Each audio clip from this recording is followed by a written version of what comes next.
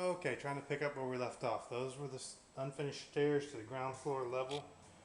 And surprisingly, there's, two bedrooms down here.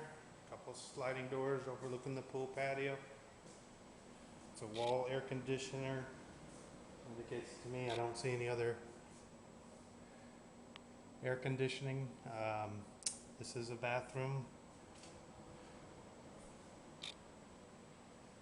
There's no ceiling vents getting back to the air conditioning. They're both wall units. We'll have to look into that.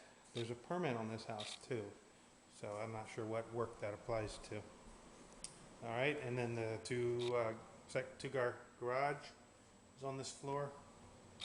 Let's try to get out to that back where there's a view.